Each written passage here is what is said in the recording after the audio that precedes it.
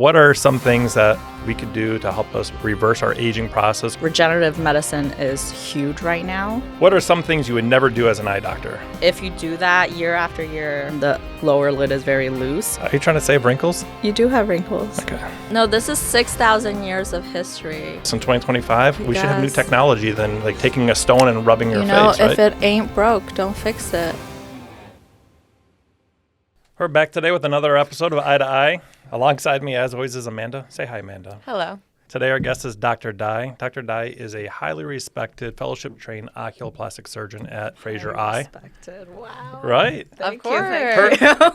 Her expertise spans eyelid surgery, orbital disease, tear duct disorders, and advanced facial rejuvenation techniques. Welcome, Dr. Dye. Yes, sir. Thank you. Thank you for having me. So when you're in medical school, there's a lot of options. What inspired you to become an ophthalmologist? Well, I didn't really know what I wanted to do during medical school.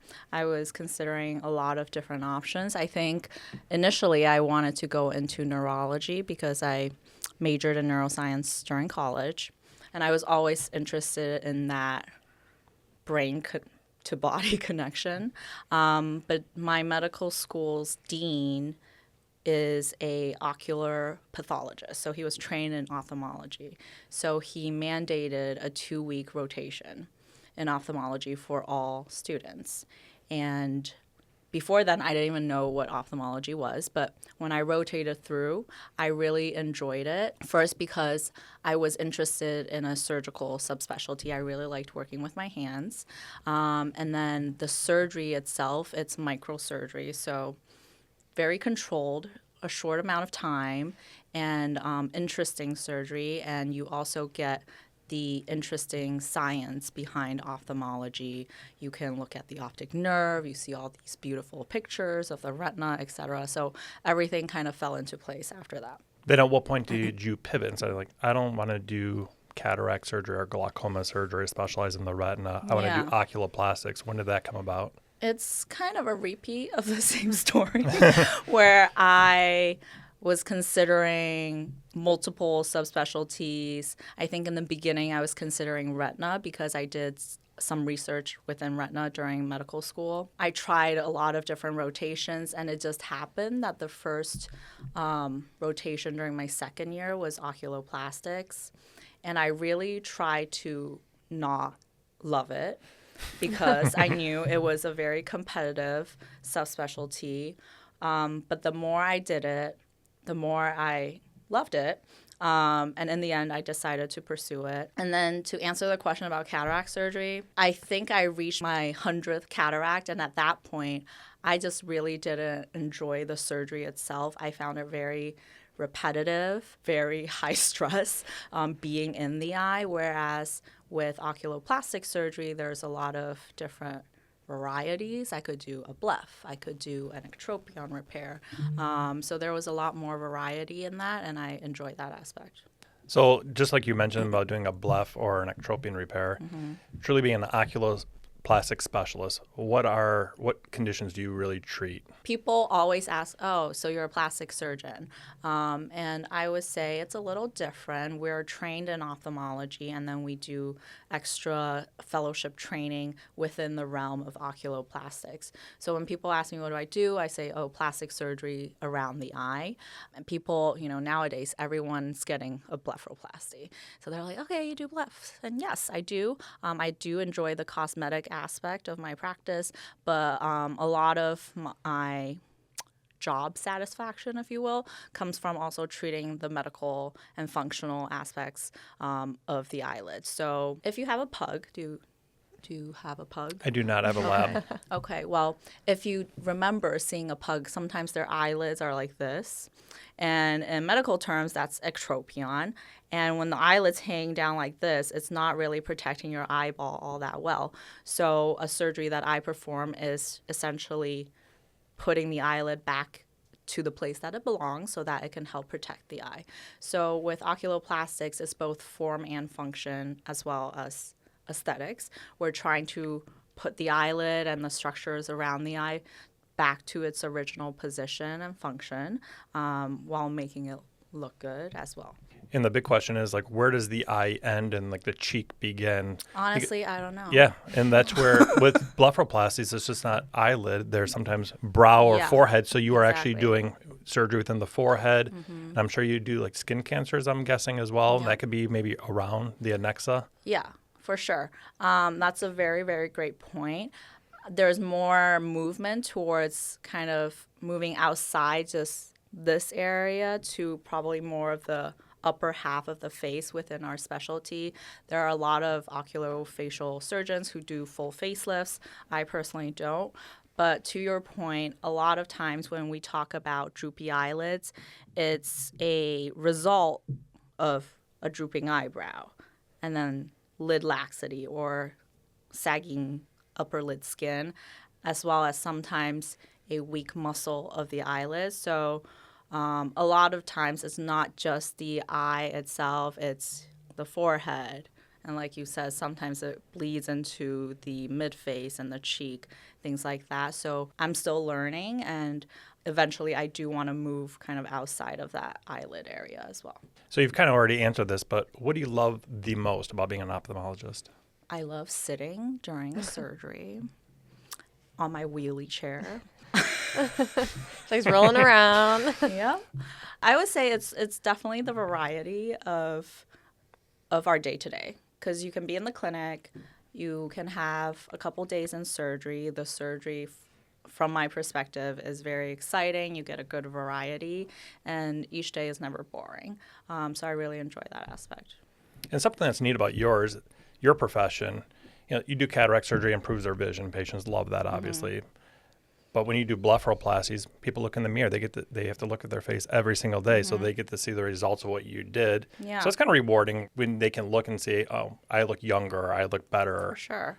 And it's definitely a double-edged sword in a way, because a lot of times people, after their surgery, they feel really happy, they feel rejuvenated. How you look also affects how you feel about yourself, and it's very rewarding in that an upper lid bleph is typically the most bang for your buck. You see a really significant difference afterwards. But then people start getting, they see the change that a bleph can bring, and then they move on towards other things. Similar to after a cataract, they're like, oh, now my golf game is not great. Or after a bleph, they're like, oh, now I have these wrinkles. Right. And they want to keep going. And sometimes within the aesthetic field, body dysmorphia is, a topic of concern, and you want to communicate well with your patient in that sense.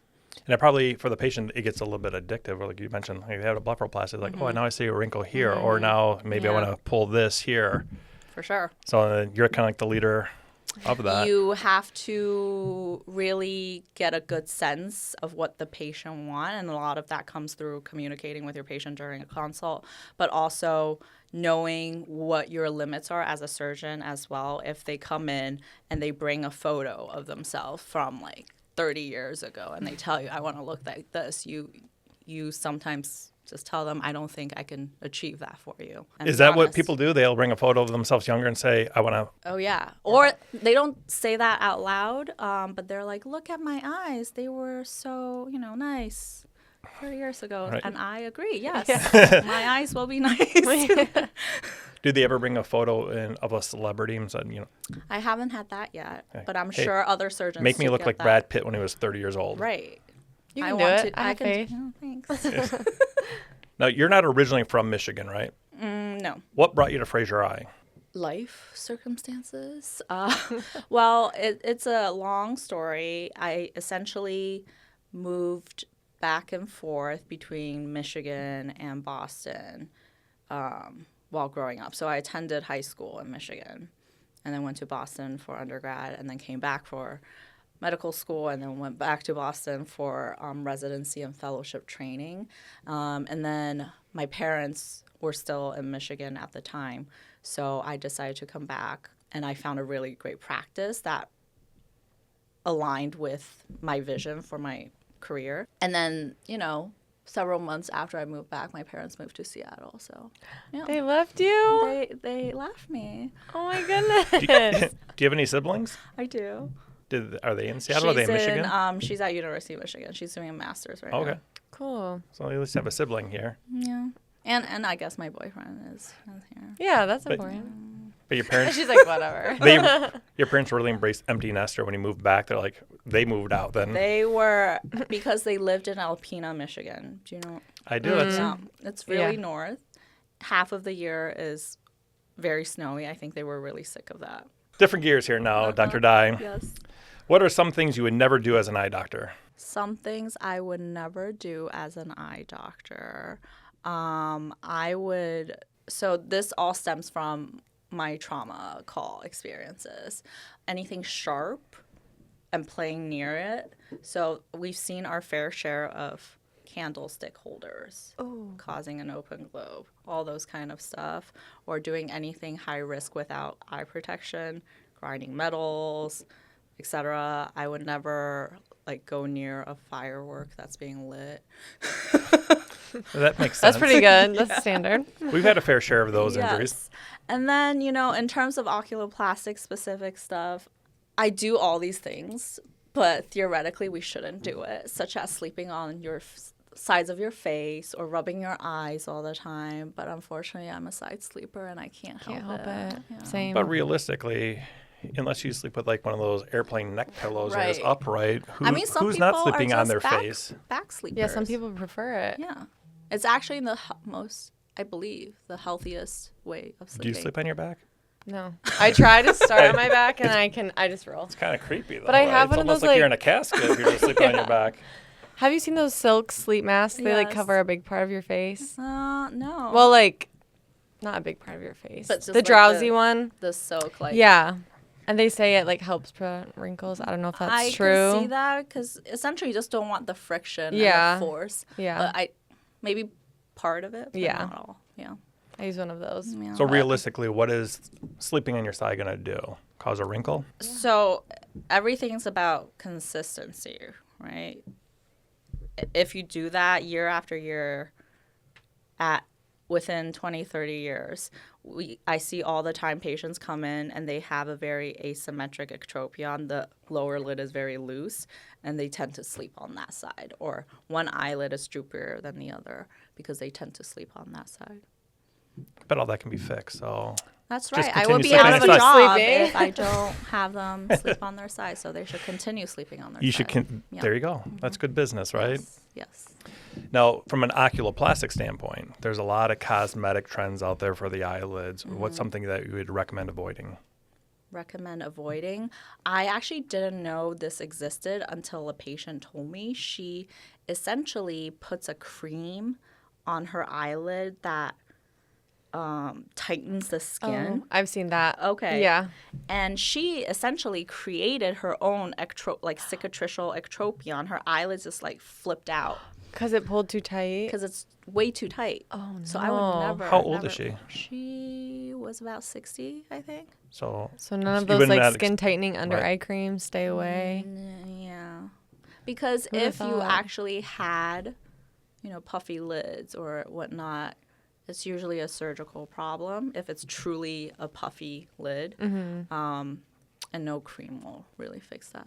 what about things like eyelash extensions or tattoos to your eyelid margin, or the people, I don't know the exact term, but they put A piercing? the piercing that kind of it goes through.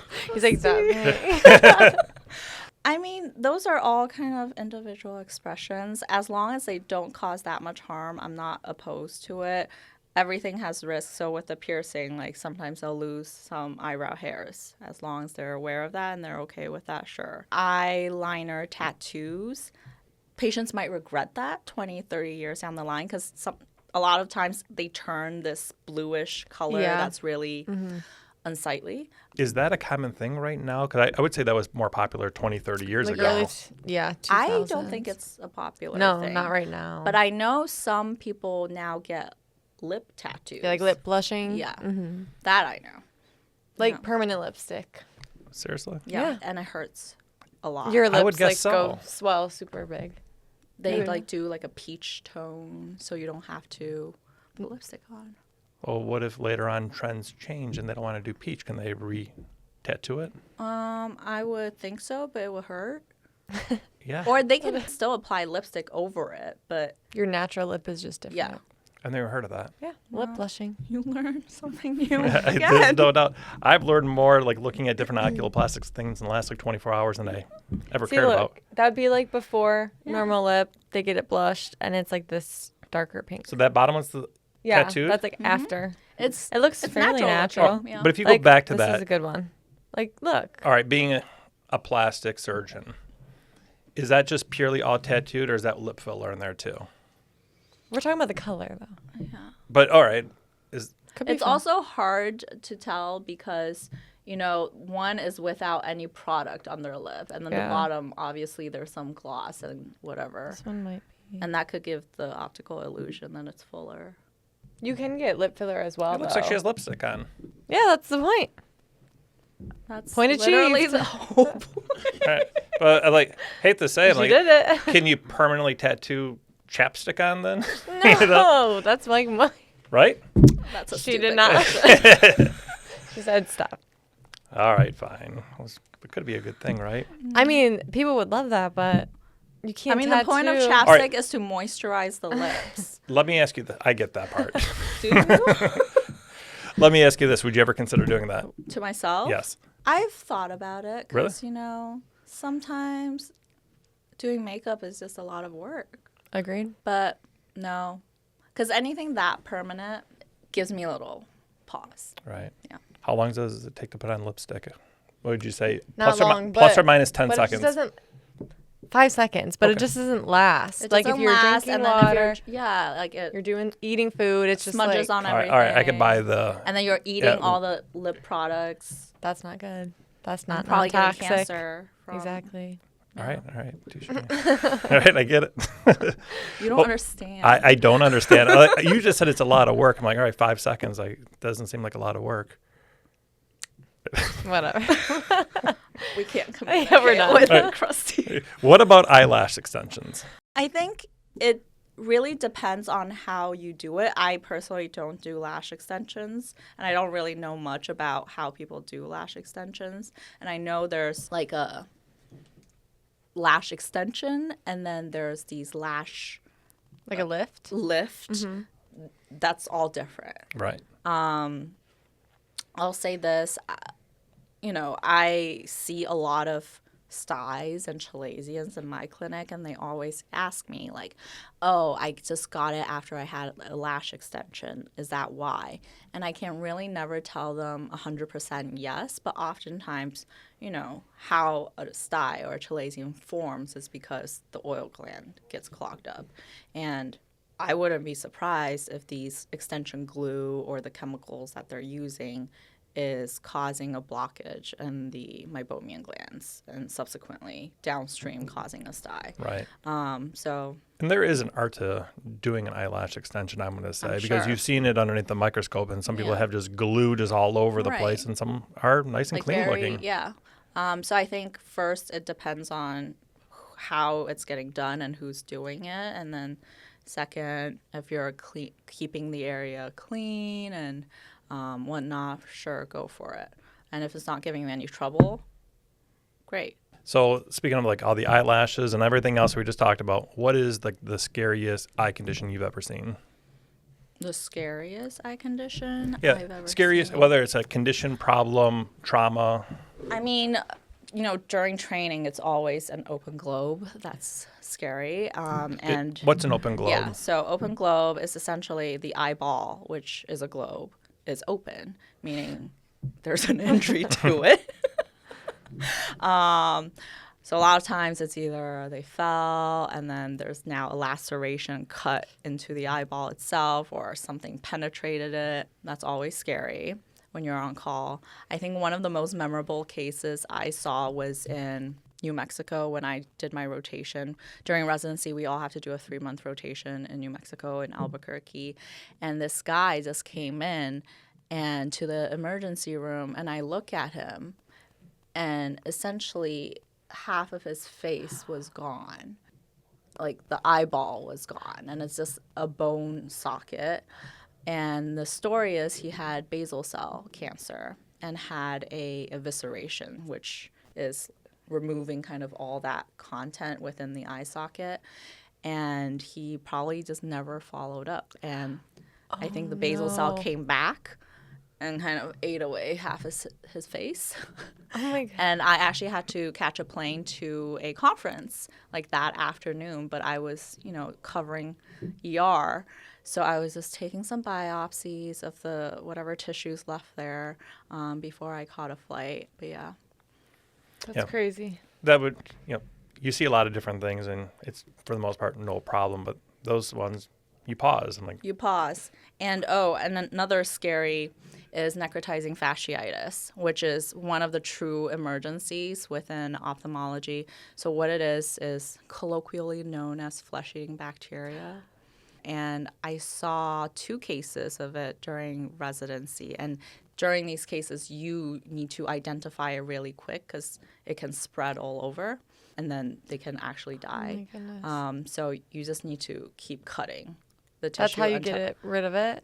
That's how you get rid of it, because it travels along fascial planes, and you need to keep cutting until you see bleeding. So this guy, he had a really, really bad case, and we had to remove his whole eye content again to stop it from spreading. That's crazy. So those were really scary. how did the patient do? He actually lived, which is a win. Right. Yeah, that's great. Yeah. That is always a win. Yes. We weren't that confident, though, in the beginning because he was not very stable. So now that we've gotten all that out of the way, get to something that I'm interested in.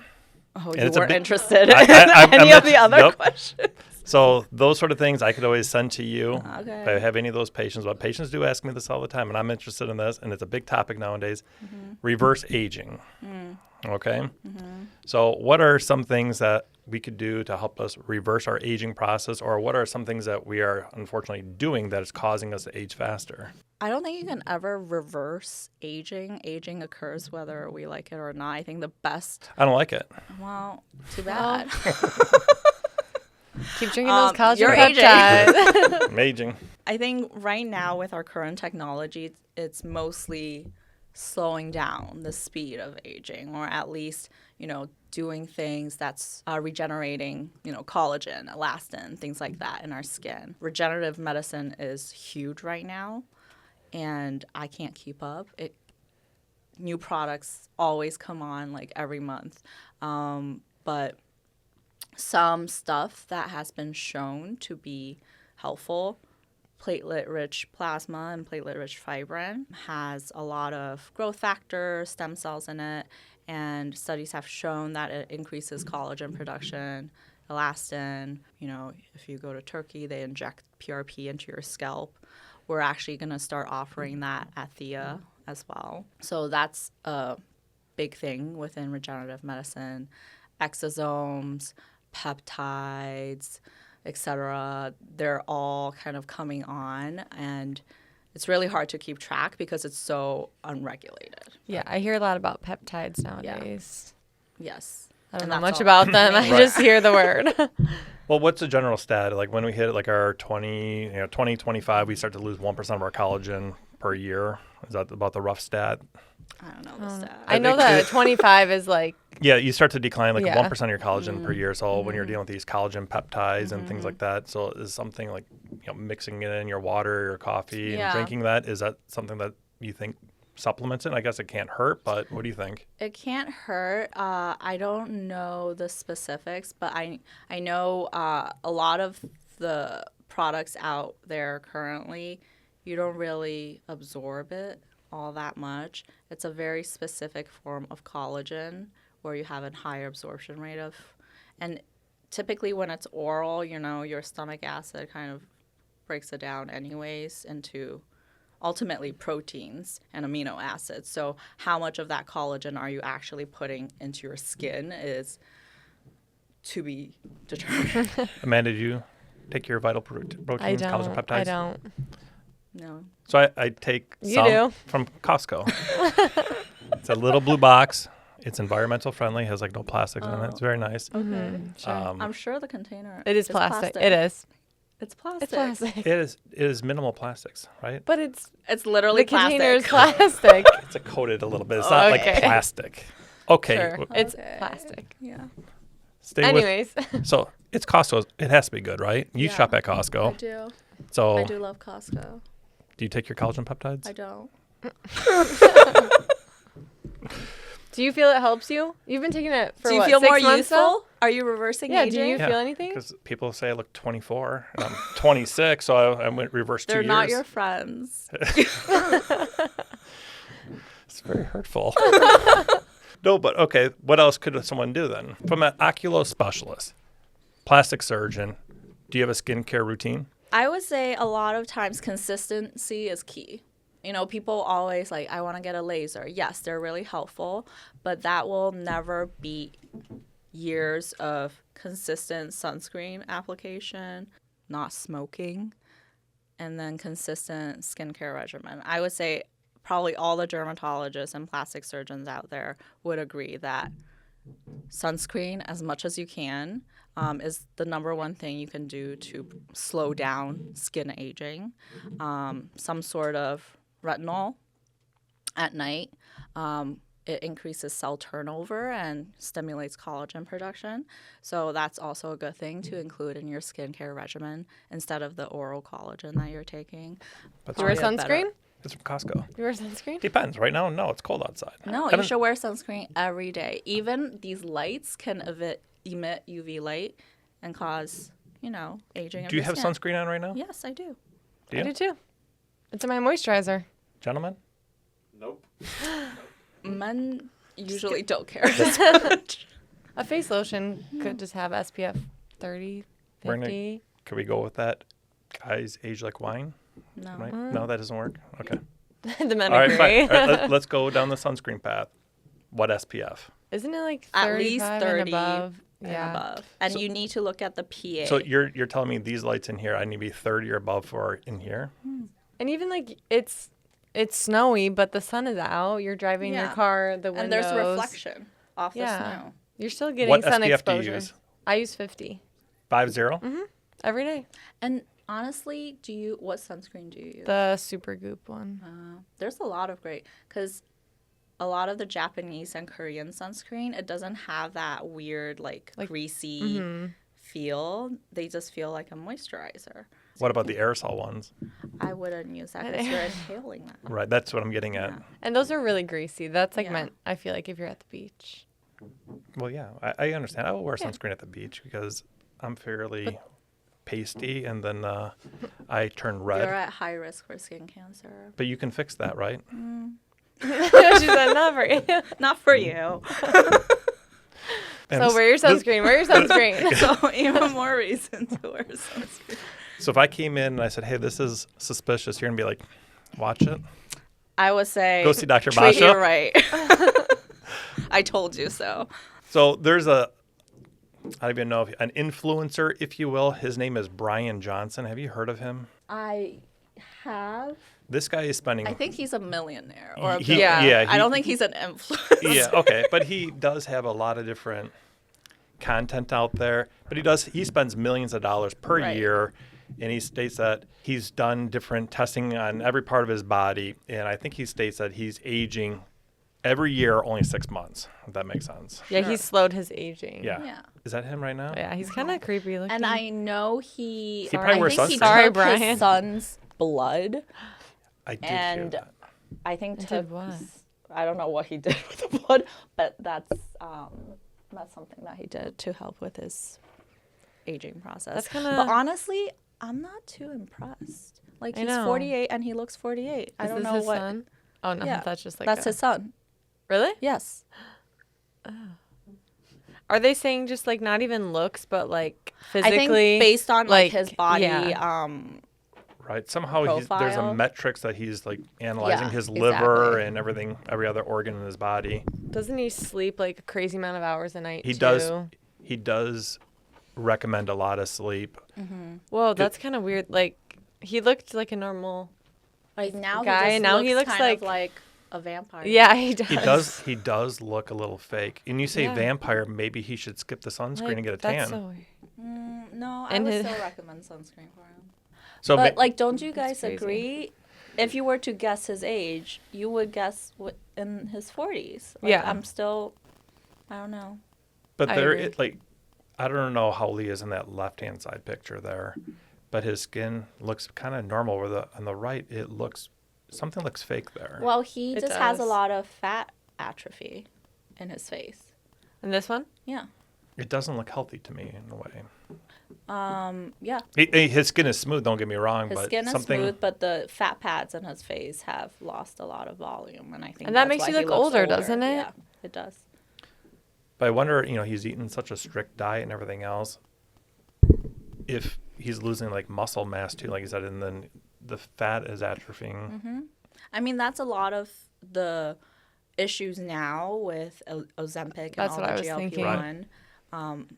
medications is, Your face like hollows out. yeah, the Ozempic face, the Ozempic butt, because you are losing fat at Right. a very rapid rate, you just appear very haggard.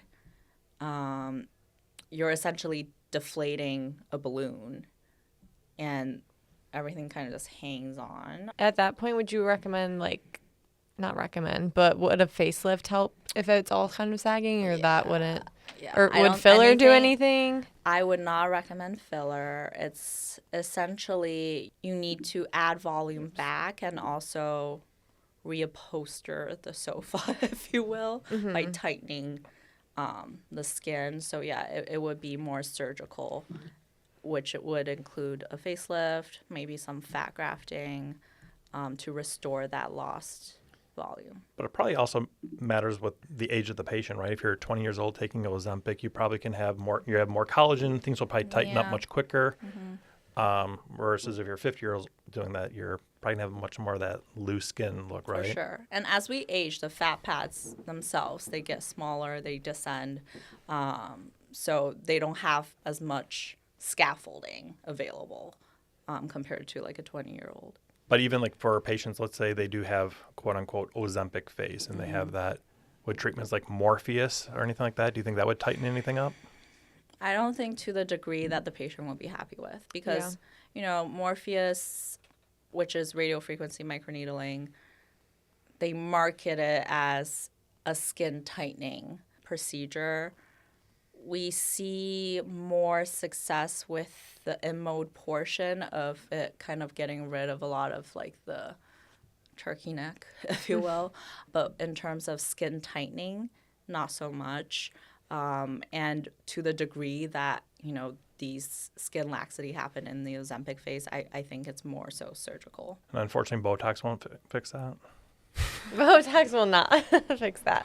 Why would Botox fix that? It's like Yeah, the magical Botox cure, works. right? Doesn't that Oh my a God. plastic surgeon specialty? Botox No. fixes everything. Botox is everywhere, but it won't fix that. No. Well, you're not only doing Botox for wrinkles, you're doing Botox. What? Correct me if I'm wrong. It's called flip lip. Lip Flip lip. Lip flip. flip. Flip turn. Right? What's it It's a called? lip flip. You Flip said lip? flip lip. It's Okay, I got it lip back. flip. You're close. You was close. You knew what I was talking about. Yes. But that's a newer thing with Botox, right? I mean, there are so many different areas to inject Botox. I think people forget that before it was used for cosmetic purposes, it was used for like a lot of medical treatments. So Botox, for anyone who don't know, it's like a brand name, so similar to Kleenex, but it includes a lot of different other forms of botulinum toxin A, and it was FDA approved for the forehead, the glabella, and the periocular wrinkles, but off-label people inject it to do a lip flip. Not flip A lip. flip lip. Yep. You can inject it into the masseter muscle to like slim down the face, but also for TMJ, they inject Like it into the headaches. mentalis. And migraines is another big one. Yep. How does Botox work for migraine patients?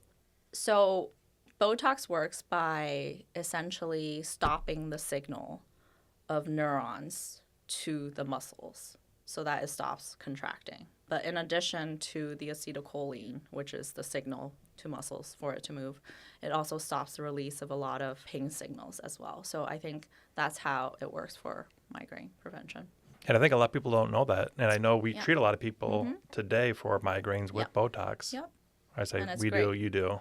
Yeah, it's a great option for patients who essentially can't find a medication that works for them, and sometimes they get a lot of relief with Botox. So speaking of like just Botox, I know it's a brand name, but are there certain patients that are, say, candidates for it versus not? Like, for example, let's say a 20-year-old came in and they don't have a wrinkle on them and said, I want Botox. Would you say, you're good right now? Would you say come back later on? Or would you start kind of like preventative care, say, let's do this? More and more young people nowadays are getting kind of baby Botox for preventative purposes, because essentially you are trying to at least decrease the amount that the muscle is contracting. And it's this repeated contracture of the muscle that causes the fold in the skin that leads to deep set wrinkles down the line. But this occurs over years and years. And so the theory is that by injecting a small amount of Botox early on, they can prevent these wrinkles from forming. And I wouldn't be opposed to doing Botox in a 20-year-old. The absolute contraindication for Botox is if they have myasthenia gravis or those like neuromuscular diseases. And that's not something that you would test for beforehand, right? Like, they don't have a lid droop. They're not complaining of double vision. You would just do the Botox. Correct. And unfortunately, like you can only ask, do you have any history of this? And a lot of times people are undiagnosed. But usually you would have screening questions like difficulty breathing, swallowing, things like that. But there's also an art to Botox, right? Oh, for sure. So the exact placement of it. But there are a lot of people, like on TikTok, social media in general, that they have a complete ptosis, a lid droop after they've had Oh Botox. my gosh. Yeah. Now, do you think this is injection misplacement? Do you think the patient rubbed their face and maybe the Botox actually kind of went into the muscle? So I actually had a patient come in probably like 2 weeks ago with a complete ptosis of one eyelid, and it's really hard to say what happened exactly because she had this done by an outside provider, and I would say complications can happen to anyone, even with like a very, very experienced Botox injector. I mean, what ultimately happens is the Botox got to the levator, which is the muscle that opens the eyelid, and that's why they have the ptosis. It's really hard to say because you are injecting, pretty close to that area. It could be the big spread of the Botox that is. I saw her on TikTok. Did you That's really? literally how her eye looks. Yeah, and that's because the Herring's reflex, What's that? which is, because that right eyelid is The so other one. droopy, the brain is sending signals to like lift the eyelid, so the other eyelid is so my God. retracted. So it's like extra. Yeah, but if you lift Dramatic. the droopy eyelid, the other eyelid will actually drop. Interesting. That's pretty neat. That is cool. So Not for her, but Not for her. if a patient gets Botox and they experience something like this, what is the treatment? Just wait it out? So the good thing about Botox, it's temporary, and the effects typically, if you're getting a Botox, and not Daxxify, it typically lasts around 3 months or so. Other things you can do is you can instill Upneek. I was going to ask you about that. So Upneek would potentially help with this? It can give you a tiny little bit of lift, and because it's stimulating the Mueller's muscle, and it can maybe give you a little bit of lift. Another thing you can do is you can do a pre-tarsal injection of Botox, which you're like, why are we injecting more Botox if Botox caused the problem? But essentially, you are trying to quiet down the orbicularis oculi muscle, and that's the muscle that closes the eyelid. So if you're relaxing that muscle, you can give like a little bit, maybe 1-2 millimeter of lift when you're trying to quiet down the antagonist muscle. So if that was you, would you try Upneek first? I would definitely, get Upneek. Yeah. And then I would get a pre-tarsal Botox. And Upneek is not going to last forever, like 6 hours maybe? Yeah, 6 hours. But it's mainly just to get you through to the point that the Botox wears off. And I don't think Amanda knows what Upneek is. Can you describe it to her? Yeah. It is a commercially available eye drop. I've heard of it. Yes. And the active ingredient is, I believe, oxymetazoline, which is the active ingredient in Afrin. So it stimulates the Mueller's muscle, which is a smaller muscle that helps. It's just a lift up the simple eye eyelid. drop. Gotcha. Yeah. Versus like Lifts she's the like, eye. And it doesn't like dilate the eye. Okay. if it was me, I would try with that first versus having more Do Botox. you even get Botox? Do I need it? Yeah. Man, Another one. tough crowd. Do you get Botox? I do. Which one do you get? Do you get Botox, Dysport? I just get Botox. Who does your injections? Myself. Interesting. Is In it the harder mirror. to do it on yourself? So It is, but I don't trust do you anyone dot else. yourself? She does it. No. just go and just I don't typically dot when I inject Botox. no. No, You just know where to go. I do. She's that good. When But was I the need it now. Yeah, I see my frontalis working. really at the end of the day, those muscles should work, right? Yeah, So- I guess. She's like, Are you a type of person that just wants to be frozen up No, there? I actually, because actually for Asians especially, it's very, very easy to create a heavy brow with Botox in the forehead. So I'm very careful. I do a very small dose on myself, and I do it very, very high. Or else you get that Neanderthal look. What do I need? We can talk about it consultation. She'll have a consultation with you. later. Yes. There is Botox, Dysport, Mm-hmm. Xeomin, Daxxify. Am I missing any? And there's others, but Juvo. Can I get 2 points for naming at least that was those? pretty good. Thank you. And then my flip. flip, It- flip, flip, flip? It's Is there harder a to say flip? that. Is there a pro con versus one versus the other? Yeah. Well, I would say if you are someone who has never had Botox or botulinum toxin A, Botox is usually a good first choice. It's very reliable. It's been around the longest. It's very much validated, and we know what to do with it. Dysport, it's a different dilution factor. It behaves pretty similarly to Botox, but the spread is a little bit larger. So for areas where it's bigger and you need to cover more ground, like the forehead, or if you're injecting for like hyperhidrosis, which is excessive sweating, and you need to cover the whole armpit, Dysport is a better option because you can inject at less points and cover more ground. But then if you're like doing very focal areas, for example, like you want to do a little brow lift here, you might want to caution because of the bigger spread, then you run the risk of causing the ptosis. Xeomin, it's what they call a naked neurotoxin. So Botox, Dysport, Daxxify, they all have like a complexing protein. Daxxify is a peptide, but Xeomin doesn't have anything. So it has a lower antigenic property, so you don't really develop a tolerance to it.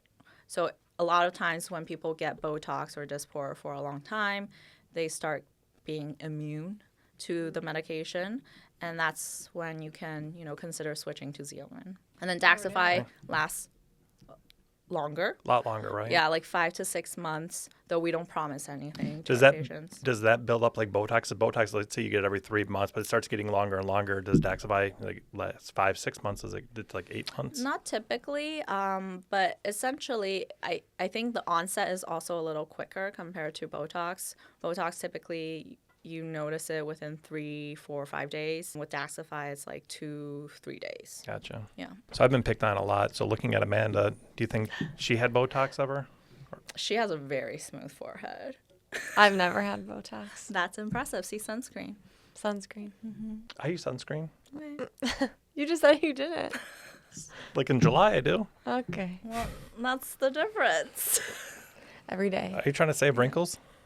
You do have wrinkles. Okay. It's natural. It is Okay. natural. It's okay. It's okay. Well, we have we're going to put you to the test here and see what's going on. We're going to put up some pictures for you. So all of these celebrities have She, had. she looks really sad on the left. Maybe that's why. She's smiling on the right. Maybe that's the difference. All of these celebrities are like rumored to have had Yeah. blepharoplasties, correct? Yep. Rumor to have blepharoplasty. I mean, it's not confirmed. Oh, okay. I mean, if she did, she had a very tasteful one because I think the defining feature of her eyes is that, her eye has that hooded look and the surgeon did not take away that characteristic. And I think like good plastic surgery often just restores and kind of rejuvenates, but it doesn't change how a person looks. And this was tastefully done. She likely had some fat grafting as well to her like cheeks Like to make 'cause they them look fuller. fuller. Yeah. But she looks great. Love it. But doesn't that cause like more wrinkling if you make it fuller here, like she smiles? No, not if you do it right. Oftentimes it's done in a deep plane, like right against bone. All right, here's the next one. There's a lot of This is controversy a about Bradley. beaten horse. What's the term? Beat a dead Don't horse. beat a dead horse Yeah. or something. I don't Okay, know. so now you're Everyone's the We need your talking take. about this. So a male blepharoplasty is really requires a lot of restraint, I would say, because the aesthetic in men is different from that of a woman.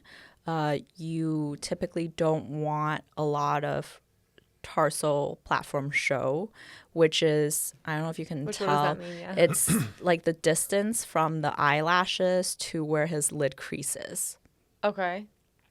And in men, that's usually small. You can look at his before photo. Yeah. It's not that high, Yeah. but it's a lot higher in the after. Mm-hmm. So That's they a more likely, feminine look. yeah, exactly. Okay. It makes them look a lot more feminine.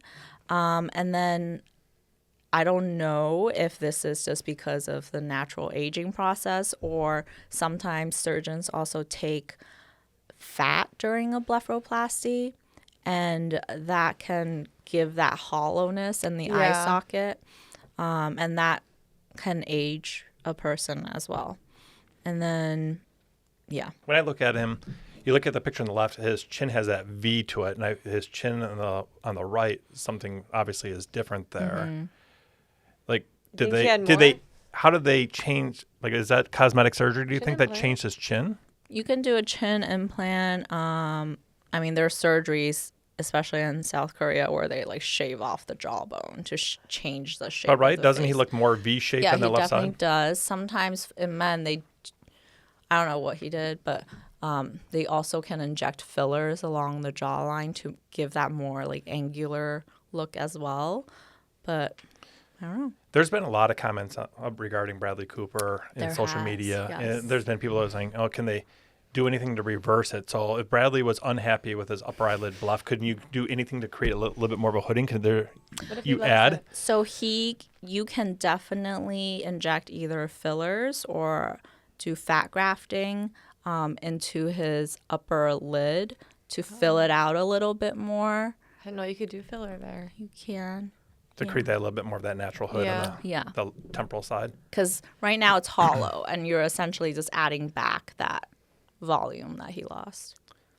So do you think he's having like buyer's remorse? He's looking in the mirror and be like, man, I mean, it's Maybe he. well, Yeah. let me ask you this. Have you seen the movie Hangover that he obviously started in? I have. Do you He remember also that is classic older, scene when though. he goes, we effed up? Do I you think he's calling his plastic surgeon and be like, we effed up? Put it back. Maybe. I don't think he looks terrible. He doesn't I look think terrible. I think He just you looks know. a little worse.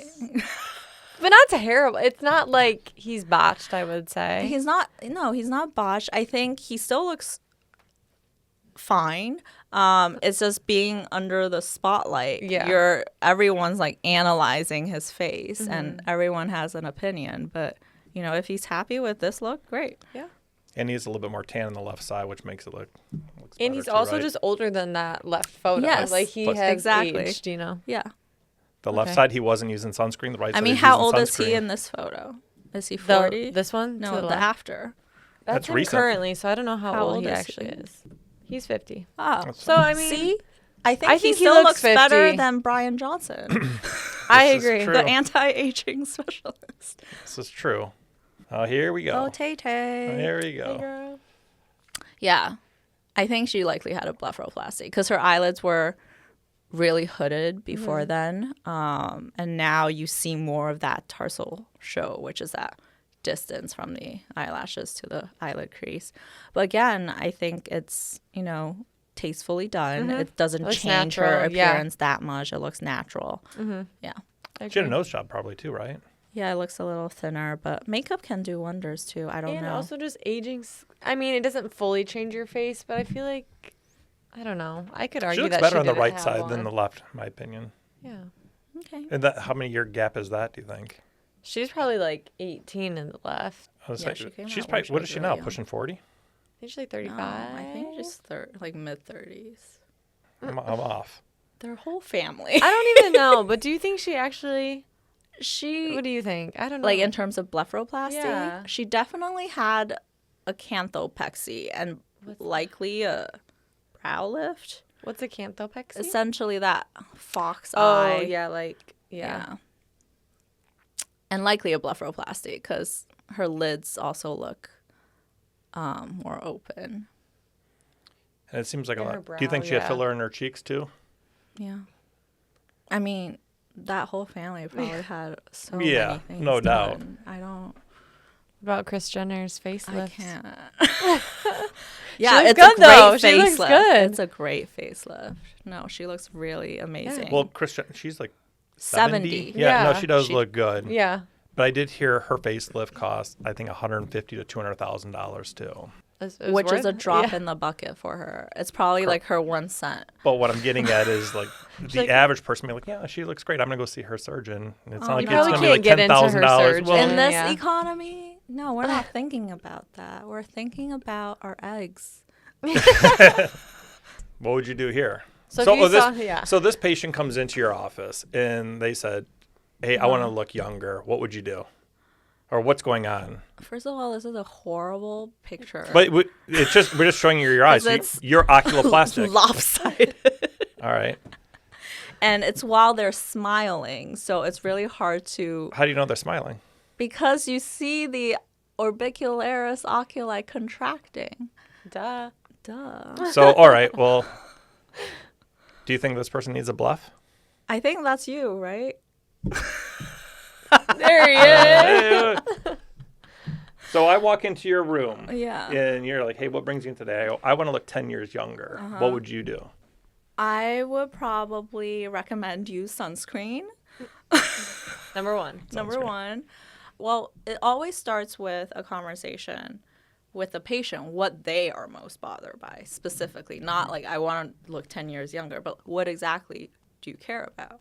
Like, are you bothered by your smile lines? Are you bothered by your eyelids? I thought you would have said, like, why do you want to look 20 again? Okay, why do you want to look 20 again?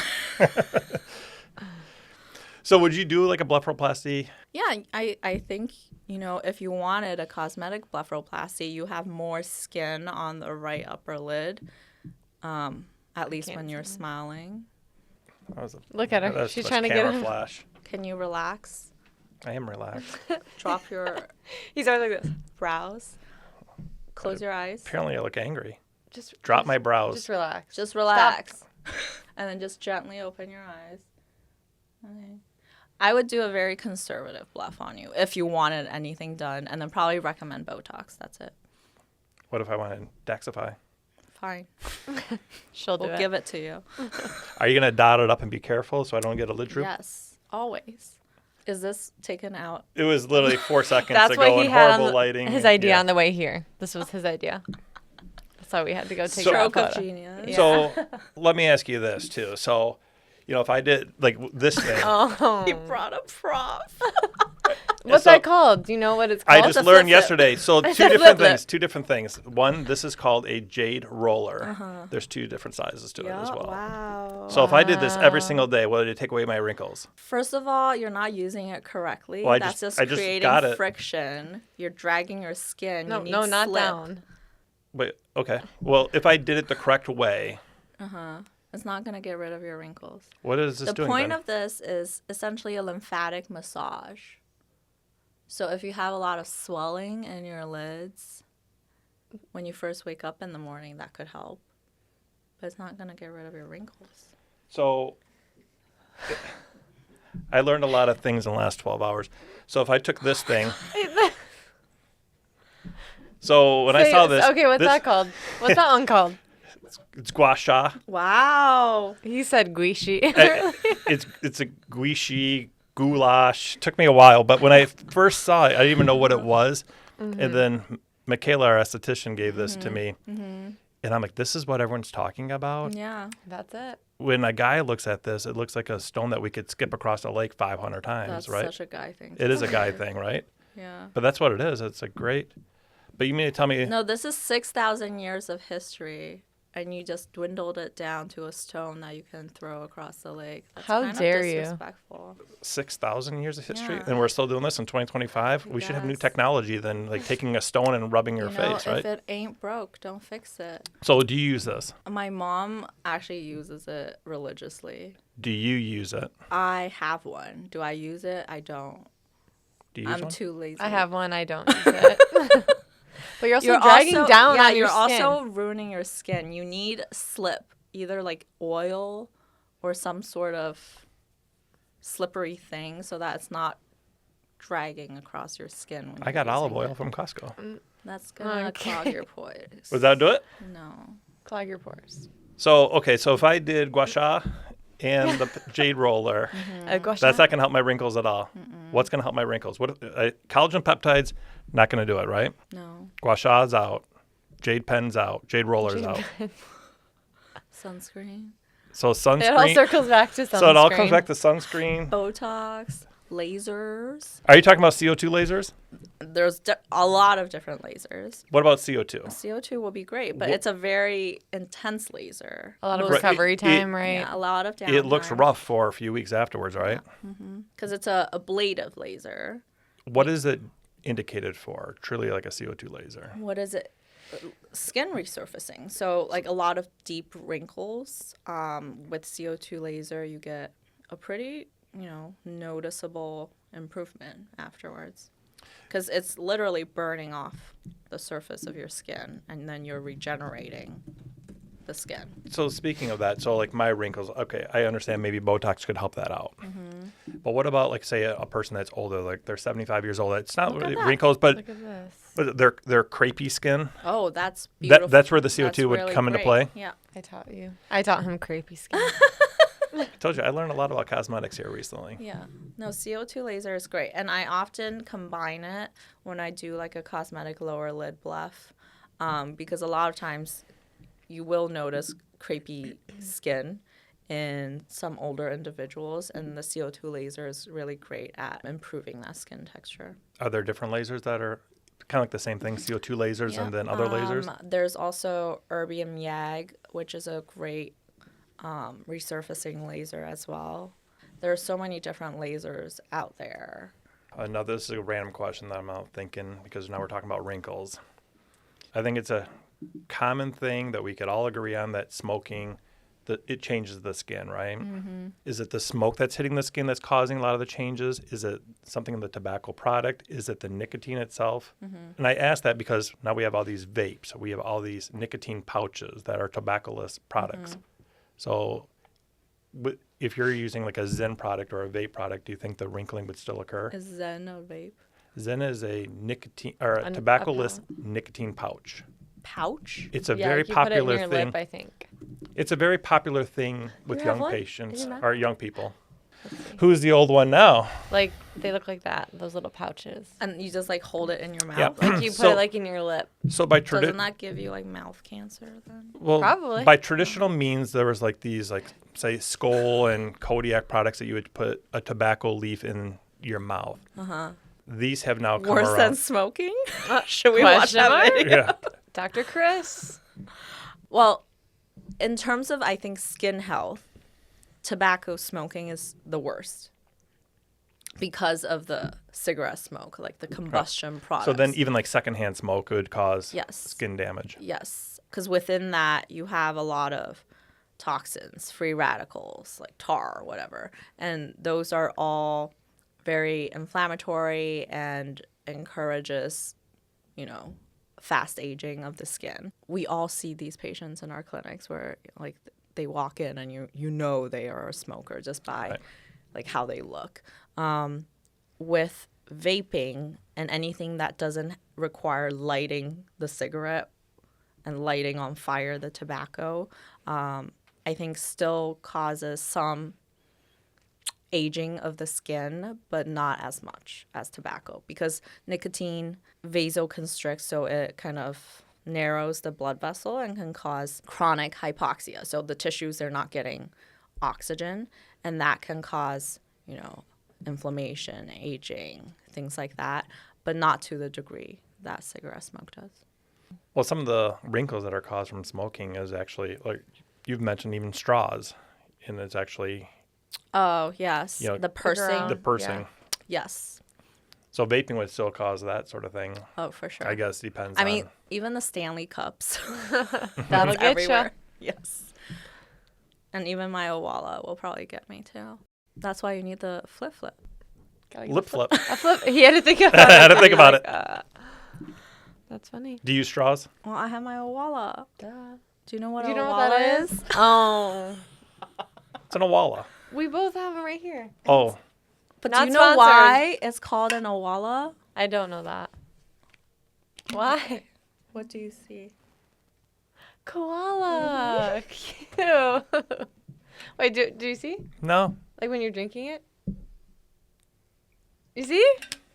Oh, boy. Did you know that? I did not know that. You I even learn know. something new every day. I just learned about it 4 seconds ago, let alone knowing it's a koala.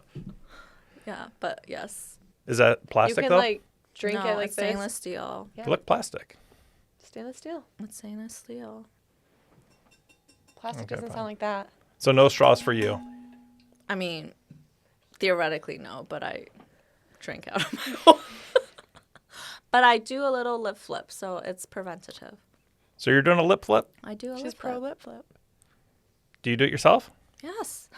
She does it all herself. Making sure. But it does give you a very weird sensation. We warn patients that after a lip flip, it's going to be like this. Like for Sometimes they drink out of a straw and they So to do these techniques, it's actually beautification techniques and everything else, right? So you're going to do that, and it's very attractive to be out in public and just be drilling all over it's yourself. very attractive. So yes. I don't know. I But think, we posted a case of Daxxify, and we gave someone a really nice lip flip.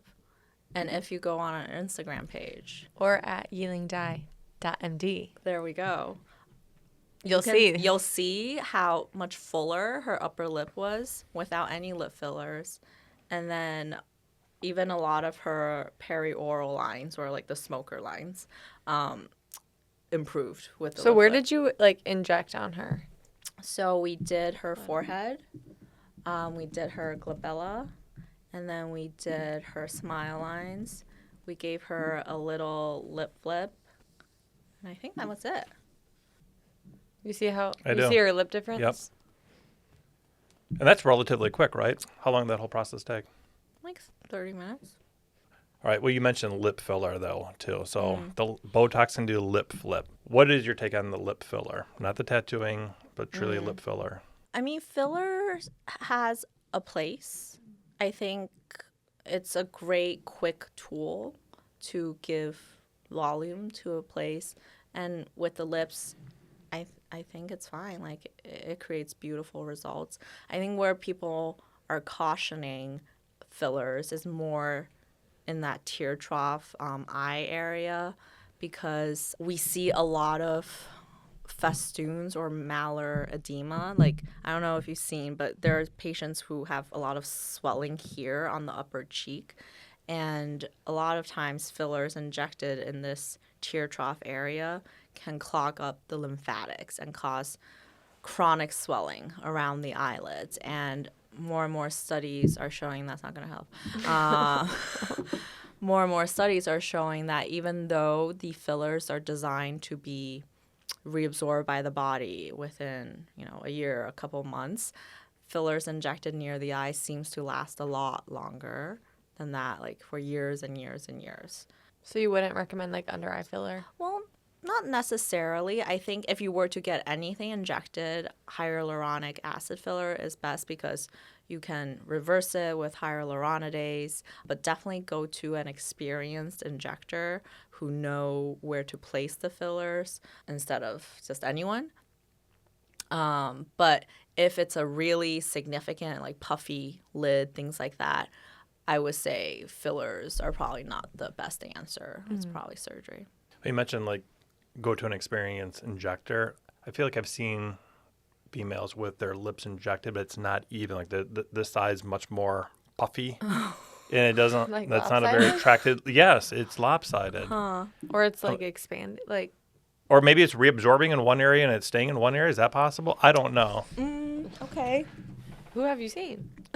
I don't Yeah, know. who are I these don't people? bring it up to them because I don't want to. So What's wrong with your lip? But isn't the goal of, like, say, makeup and everything else to make it look very natural as if you're not wearing makeup? Everyone's aesthetic is different. And I think when you choose an injector or a plastic surgeon or whoever, you are choosing that person's aesthetic. So there are injectors and plastic surgeons whose style may be like, oh, they had plastic surgery or they had fillers. And if that's what you like, your goals will be aligned. I'm more of I don't want people to know you had plastic surgery. I'm more conservative. And there are patients whose style is like that, and our goals will be more aligned. Well, speaking of that, do you go out and at a restaurant you kind of look at Botox, facelift, eyelid lift? Can you just tell everyone, is that like focus on the food. she's enjoying the meal. Yeah. All right, but I'm very, very, don't have the vocabulary. I don't know. Facials. It's just not a facial to your skin. There's chemical peel, vampire facials. Oh. Now, what is it? Hydrofacial. Hydromicrodermabrasion. That's a mouthful. Good job. Like, what would I need? A person that's 28 years old. You need a facelift if you're 28 years old. This is a tough crowd. You're asking what she would do. I mean, all of these serve different functions. There's microneedling with PRP, which I think is what you're referring to as like the vampire facial. I don't know. I've just heard of the term. I don't know what it Okay. really is. So PRP is platelet-rich plasma, which is from your own blood. You essentially spin down your blood and you derive that product. And it has a lot of growth factors, a lot of stem cells in it, and it's part of that regenerative medicine. So a lot of times we combine it with microneedling, which is kind of a controlled trauma to your skin. So it's inducing that collagen production. And so combining it with the PRP is double boosted for, increased collagen production. But all of this takes time. Usually you need to jumpstart your skin with 3 sessions of these microneedling sessions and then maintenance thereon after. How far apart? About a month apart. Have you ever had one of those? I've had a hydrofacial, not a vampire facial. I'm like, there's no way you'd survive that. I hate getting my blood drawn. I hate blood. I would not do that. Yes. And then hydrofacial. So I think there's a diamond wheel, from what I understand. so a diamond wheel, you're essentially doing a dermabrasion, which is like a Exfoliation. exfoliation, but like a big gun exfoliation of your skin. And then you're infusing serums. And then it also extracts any, like, I don't know, say toxins, Impurities, impurities, whatnot, yeah. oils, or whatever. Yeah, that's what Michaela was saying. Then it comes into like this reservoir. So everything that, it's injecting this serum, but also pulling out The like gunk all the from your impurities, skin. and it goes into this vial. Delicious. But I'm afraid if I did it, it would look like motor oil. You just don't have to look. But you'd Just have don't to look. look. You'd be like, No, right? just don't You'd look. have to look. Do you want it sent home with you? Like, Oh, you're going to stand as up a and you're like, oh my God, souvenir? that's horrible. Your eyes are closed the whole time. You don't really see. But it's in addition to making your skin look really great, it's also it's just relaxing session. It doesn't hurt, No, this one doesn't hurt. but vampire facial probably has a little. A little, like that initial blood draw. But on your face, doing the microneedling doesn't hurt? We numb it. Get some There you go. products. What about chemical peel? Chemical peel is a great and cheap way to essentially do the same thing. I think all things come down to stimulating collagen production. But what is a chemical peel? You're just putting something You're on there and using just peeling. chemicals to peel your skin. That doesn't sound good. I've had one. Yeah. Just like How'd it go? the bio-repill, so it's not like that intense. Yeah, there's different Yeah. levels of chemical peels. There's mild, moderate, and then like really big gun, like a phenol type of peel where like big pieces of skin. like you're literally peeling the skin. And those are really intense because you need to monitor your heart if you're doing a full Oh, face. I'm out. I'm not doing that or one. QT prolongation. But, you know, with big risks come big rewards. These deep lines. What? Yeah. Come on. Be a man. So Amanda's. I didn't get pulling that up one. this I didn't picture. get that one. All right, Let's see. doctor, what is going on with this patient's? She's just on the- peeling. It's peeling. On the right side, but her lips like swelling up too? No. She's just doing nerve. She's just like showing you. You know, we're gonna find a I'm different telling picture. you right now. I guess my I'll just get my bottle of SPF. Here, like, look. See how his skin is See peeling how like that? great the skin looks? Yeah, look at him like after. Boiled egg. Like a hard-boiled egg. Yeah. Hard-boiled egg. Why does everything come back to eggs? How long do you look like that for? Yeah. Couple weeks. Well, you need Those to be ones. consistent about your sunscreen and your skincare after. Well, if you peel off a few layers, I guess you have to put yeah. sunscreen on there, right? Well, speaking of that, then like all these different facial techniques, are there different, say, skin, like melanin counts or colors that, or is an Asian better to have? You know, like IPL, right? Mm-hmm. That does have a melanin I think restriction. it also depends on the machine. Our machine, it's, you know, for higher Fitzpatrick skin types, it's cautioned against. But there are different machines where if you adjust the power and whatnot, you can still use it on darker skin types. With chemical peels, you also want to proceed with caution for the higher Fitzpatrick skin types. In general, any lasers, things like that, you tend to want to be gentler with the darker skin types because they're just at higher risk of post-inflammatory hyperpigmentation, which is like darkening. But that oftentimes will get better with time. It's the hypopigmentation that's harder to reverse, which is essentially scarring of the skin. Yeah, so if a patient did have like a previous injury to their face, like with like doing one of these facials that kind of like No, exacerbate then that you're a little kind bit? of, if like would it highlight that scar even more? if you are trying to like, you know, do scar reduction, then you're kind of venturing into a different 'Cause territory. no, I'm saying I just have a scar here. Like if you peel off that, will like, like would my it scar be more pop out more? prominent? Oh, I don't think so. No? We'll have Dr. Dye do that on you, and then if you survive, maybe I'll consider it. The chemical peel? All of them. I I'll don't see, think which, so. I'll see which one looks. I have the very best. sensitive skin. I can't be doing And all if you that. come out of there, you're like, oh hell no, I'm not doing it. No. I'll do the basic peel and that's about it. So what if I do this like on a Monday? Then my face is all like call in sick Tuesday. Do it on Friday. I mean, do you care? You can come into work and have your face peeled. I did a chemical peel myself the other day, and I just wore a mask. Yeah, just wear a mask. You have a picture of it? No. Not gonna share it? No. All right, I'm gonna ask you some rapid fire questions here, So you have to answer yes or no. and you can't say I don't know, no comment. We want yes. He's restricting Or my no. freedom. Yes. Yeah. Okay.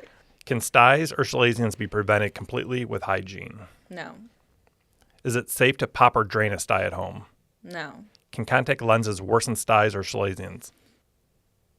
Yes. Can reoccurring styes indicate an underlying health problem? Yes. Can blepharoplasty improve both vision and appearance at the same time? Hell yes. Can blepharoplasty surgery prevent headaches or vision strain? Yes. Do eyelid lifts last longer than non-surgical treatments? Yes. Can under eye fillers fully replace lower eyelid surgery? No. So let me ask you a follow-up question on that last one. Oh, now you. Now I do, You get 'cause- to ask. No, I wanna ask follow-up question. Because I do get asked this question quite a bit. The bags. Yeah. So like a fat prolapse. Is there anything non-surgical? No. You just got to take Final answer. you just got to take the fat pad Well, out. it depends because people come in and they're like, I have bags, but it requires a full consultation and looking at what they're actually talking about because there's different kinds of bags. All right, Amanda's gonna pull up a picture. I want to get your. Yeah, like that is a like- lower lid fat prolapse, and no creams or anything will fix that. She needs a lower lid blepharoplasty, and she has some volume loss here, so she will probably look better with some fat transfer to her mid-face to kind of blend that lid-cheek junction a little better after her lower lid bleph. But if it's just like that, like some dark circles, a little puffy, like that's different, correct? Well, Or no? It's hard to tell from just like a face-on photo. Sometimes dark circles, it could be just pigmentation of the skin. Sometimes it could be the underlying blood vessels showing through very thin skin. Sometimes it could just be tear trough hollowing and it's creating that shadow. Sometimes it could be actually like a very small fat prolapse. So depending on the cause, the treatment's different. What about Makes sunscreen? sense. Always good. You said fat transfer. Mm-hmm. Where are you going to transfer it from? Typically, you take it from a place where you have a lot of fat, which is often inner thigh, the lower abdomen, and then you transfer it to your face or the mid-face. And that works better than, I don't know, than fillers, right? It's less predictable than fillers because depending on who you ask, they'll say, I retain maybe 50 or 60, 70% of the fat that you transfer. But the fat tissue also has mesenchymal stem cells, and those are great in terms of, regenerative properties that fillers don't have. And it's your body's tissue, and so people appreciate that thought more than injecting like a foreign object into your face. And oftentimes you can do it at the same time when you're doing the lower lid blepharoplasty. When you're taking fat out, is that like a big wound that you have to stitch, or is it something that's very small? It's very like a small. needle It's poke? like through a liposuction incision site. So self-sealing? Typically you just throw a stitch in, like 1 or 2. Do you know that? I did not. We're learning so much about facial rejuvenation. So much. So what are you, after listening to all of this, what are you going to do? Yeah. To rejuvenate. Live in my basement. Sun is bad. I'm going to take my Petoskey stone and do this every morning. Petoskey stone. Yeah, it's in Michigan. That's our stone, right? It is. My skipping stone. Uh-huh. I have a So you're couple going to stay in the bucks. basement and that's what you're going to do? That's the lessons learned from this. Yeah, conversation. stay out of the sun, right? Yeah, I Or just probably wear won't. sunscreen. So 30 SPF. at least. Minimum of Can I still 30. have my collagen peptides? You can do whatever you want. Maybe I'm getting the placebo effect. I like that. Great. Placebo is very powerful. Then apparently I'm going to do Botox, Daxxify, Dysport all at the same time. I'm not going to do anything unless you want it. You're great just the way you are. See, Amanda's very encouraging. I like Amanda. Good. Dr. Dye just came at me and she's like, She said it's She's a only if girl. you want Only to. if you want to. She's very supportive. Yeah. It's whatever you want. she doesn't want to do a procedure on me because she knows I'll call her and be like, hey, this ain't right. Yeah. He's going to be a horrible patient. Right. Actually, I'm not going to lie. I am a patient of Dr. Dye. Oh boy. So I have a clinic Dr. story. Dye? Why are you doing Oh, this? me. Yeah, I have a clinic story. He's like, I'm a So patient. I had this little papilloma on my arm. He had a disgusting skin Yes, growth. yes. So my daughter, Like how large was the growth? it was like It was a few giant. millimeters. Ugh. Giant. My daughter, the week before, she's like, why do you have that? I'm like, I don't know. I was born with it. So literally like a week later, she's walking down the hallway. I'm like, Dr. Dye, can you fix this? And she's like, She's like, what is that? 5 minutes later, she comes back with her needle and yeah, cut it off right then and there, right between patients. So what was it? Just like a I don't know. growth? I didn't send it to pathology. It just looked like a skin growth. Yeah. Oh. I've had it forever. Maybe it was a melanoma. We'll never know. I'm out. That's the sun Wow. for you. Not Do you here have for a long time. So there's nothing there anymore? Completely gone? I don't heal well, so I will not, but it's flat and it looks good. Nice. We can do a little laser, a little IPL. That'll take that away? Yeah. So I do have an interesting story, though, for that because I was on call for the hospital. So we took that off. You put that little bandage on there. Mm-hmm. And I went to the hospital, just whatever. And I had a bandage on there. I'm like, oh, my God. I'm like bleeding through. I'm like, so Oh, I yeah, had to go he find was another bleeding bandage through while I it. was at the hospital. He was no. a little bleedy. Oh, well. All bleeding eventually stops. He's a little bleedy. I think she enjoyed it. She's like, it's like smiling. I'm like, oh, my God. She's like, oops. She's like, doing okay? So what does a typical weekend for Dr. Dye look like? Oh, well, Friday night I like to visit Costco right before it closes because there's Okay. not a lot of people. Do you have the executive membership? No, I don't. You can get in there an hour I'm earlier. not that bougie. It's amazing. I highly recommend it. Okay, fine. I'll consider it. And then Saturday, I have my painting class from 10 to 1. Oh, I love that. Usually I try to get a workout in before. And then the rest of the day, typically my boyfriend comes over and we spend dinner together. And then Sunday, depending on how scary my surgeries on Mondays are, I either prepare for that or I do my like regular meal prepping, all that stuff, Meal housekeeping. For the week? Yes. Oh, I meant to ask you, what about the pottery? Are we done with Pottery? were we done with the pottery classes? No. Pottery and painting? Yeah. Where do you do pottery? At the Oakland Community College, Oh my right down the goodness. street, on the Royal. Yeah, they have a great studio. I'm currently redoing my wheel throwing one class. I've made several bowls and cups and plates, and then I signed up for wheel throwing too. Okay. Do you know what that is? Yeah. What's wheel throwing? Is that Like, when it's just a you mud throw spinning the on? clay. Yeah, Okay. like on They the call wheel. it throwing. Yeah. So you have a full. I have a full arts and crafts schedule. I love that. Yes. Is that what you eat off at home? Like, is that all your Yeah. plates Your homemade? ceramics? Yes. Are they really? Yeah. I It- made a matcha bowl, and it's actually a really nice one. So I make my matcha out of it. Is all your art hanging around your house too? I have 2 completed pieces of painting. Are they hanging up in your home? They're hanging. Does your boyfriend do all the art classes too? No. Just, not. yeah. No. Do you have Yeah. any beef about your boyfriend that you'd like to air out on the podcast? We He won't send it to commissioned him. a painting What's without the- pay. Oh, no. What's the commission? It's essentially one of his dogs, but in a Napoleonic like portrait, but the dog's face. That's funny.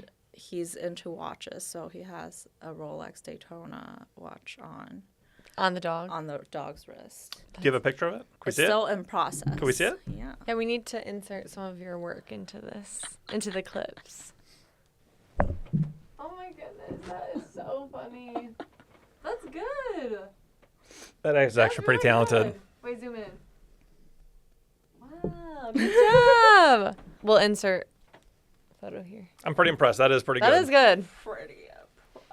You never know when people show you like. Yeah. Is it like yeah? It's like a No, stick it's figure. good. It's really good. Oh, your baby. How long is did it take you so to do that? cute. Yeah. Yeah. But how big is that painting actually? Make this big. So you're really good at measurements. Huh? Yeah. Like here. Like here.